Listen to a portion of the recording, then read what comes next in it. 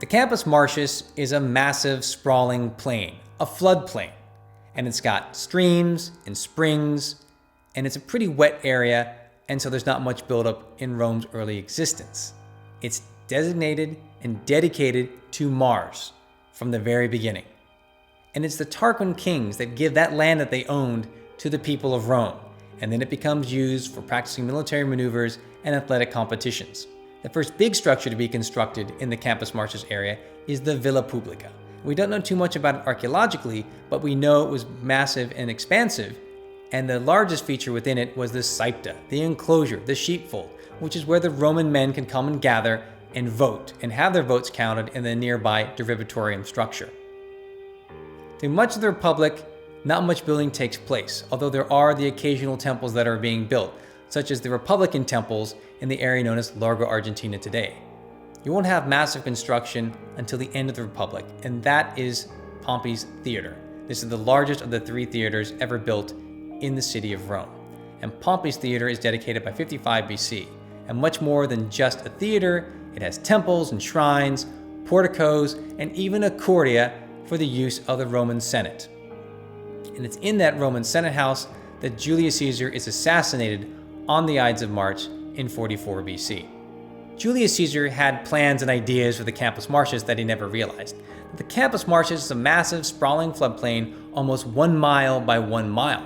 But Julius Caesar wanted to make it even bigger. He wanted to reroute the Tiber River, and then all that land around the Tiber could become filled in and used for more building development. But that idea never happened. That plan was never carried out. It's not until the reign of Augustus that you have a massive building program taking place all throughout the Campus Martius area. And the southernmost end, you have the second theater built in Rome, and that is the Theater of Marcellus. And next to it, you have the Temple of Apollos Oceanus, which is constructed at the same time. And along the Circus Flaminius area, where there are a number of Republican temples, you now have the glorious Portico of Octavia. That is built by Octavia, the sister of Augustus. On the northernmost end of the Campus Martius, Augustus constructs his mausoleum. And down the road along the Via Flaminia, you have the Ara Pacis, which today is located in a modern museum next to the mausoleum of Augustus. Now, the mausoleum of Augustus isn't much to look at today, but in antiquity, it was massive, almost 45 meters high, and as impressive as the remains of the mausoleum of Hadrian, built 100 years later. Towards the center, much of the building program is carried out by his right-hand man, Agrippa. Agrippa builds the Pantheon, and Agrippa builds the Stagnum and his own baths, which are fed by his newly built aqueduct, the Aqua Virgo.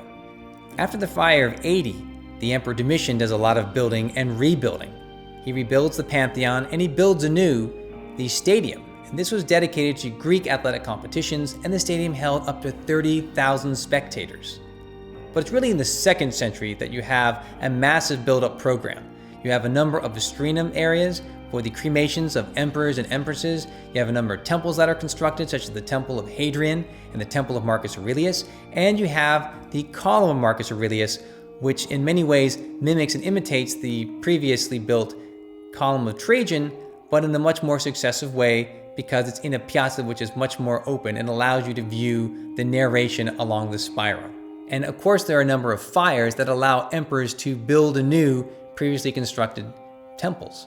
This is the case of the Pantheon, for example, because the original Pantheon is built by Agrippa, it burns down in the fire of 80, and it's rebuilt by Domitian, and it's built again for the last time after the fire of 110. This is started by Trajan and completed by the Emperor Hadrian. In the Middle Ages, as Rome's population shrinks, so much of the concentration of the population and activity focuses in the Campus Martius area. And over time, into the Renaissance, it becomes known as the Centro Storico, it becomes known as the Abitato. This is the main place where the population is living, and one of the key reasons for this is that the Augustan aqueduct, the Aqua Virgo, is the only aqueduct supplying fresh water into the city of Rome all throughout antiquity, into the Middle Ages, and still today.